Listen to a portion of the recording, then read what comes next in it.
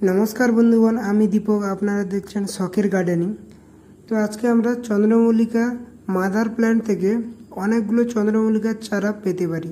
তো কিভাবে চারা আমরা তৈরি করব এবং কেয়ারিং থেকে শুরু করে কিভাবে আমরা অনেক অনেক ফুল পেতে পারি, একটি গাছ থেকে অনেক অনেক ফুল পেতে পারি তা আমরা আজকে দেখে নেব।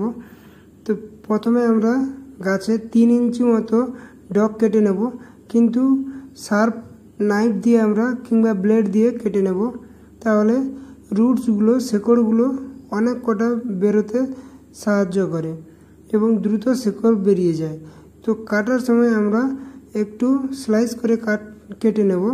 তো একটা আমরা কেটে নিচ্ছি, কিন্তু একটি জিনিস মাথায় রাখতে হবে, কাটিংটা আমরা পাতার ঠিক নিচের দিক থেকেই কেটে নেব এবং নিচের পাতাটা আমরা সরিয়ে ফেলব। তারপর ফাঞ্জিসাইডে 1 মিনিট কাটিংটাকে রেখে দেব, তারপর ভালো করে একটা বেড বানিয়ে তার মধ্যে আমরা প্ল্যান্টটিকে প্রতিস্থাপন করব কাটিংটিকে।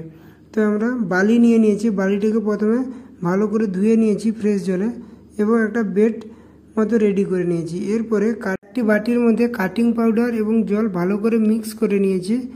যেই কাটিংগুলো আমরা কেটেছিলাম এখন ওই নিচের অংশে কাটিং পাউডার লাগিয়ে আমরা একের পর এক বালির মধ্যে পুঁতে দেব এবং কিছুদিন পরে তার রেজাল্ট আমরা দেখতে পাবো।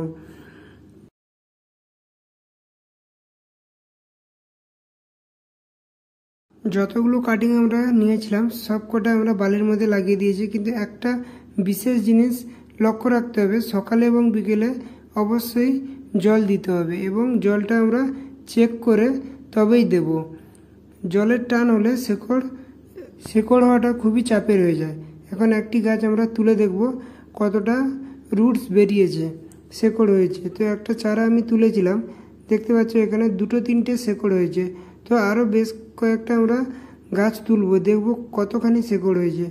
এটাতে খুব ভালোই শেকড় এসেছে। এখন আমি এটাকে একটা টবের মধ্যেও প্রতিস্থাপন করতে পারি। তো এই কাটিংটার মধ্যে এখনও শেকড় আসেনি তেমনভাবে, কিন্তু ডেফিনেটলি শেকড় হয়ে যাবে কিছুদিন পরে। তো আমরা বেশ কিছু পাউচের মধ্যে কাটিংগুলো বসিয়ে নিয়েছি, কারণ অনেক টবের দরকার ছিল। তো মাটিটা আমরা প্রস্তুত করে নিয়েছি, কিছু মাটি, ভার্মি কম্পোস্ট, শিংকুচি এবং বোনডাস্ট মিশিয়ে মাটিটাকে রেডি করে ওর মধ্যে আমরা চারাটি লাগিয়ে দিয়েছি। এবং গাছ যখনই কিছুটা বড় হয়ে যাবে তখন আমরা খাবার দিতে শুরু করব। জলের সঙ্গে সর্ষের খোল পচিয়ে আমরা মাসে 4 থেকে 5 বার দিতে পারি। তার সঙ্গে ডিএপিও দেব। যেমন যেমন গাছ বড় হবে তেমন আমরা বড় টবে ট্রান্সফার করব এবং সঙ্গে সঙ্গে আমরা পেঞ্চিংয়ের কাজও চালিয়ে যাব।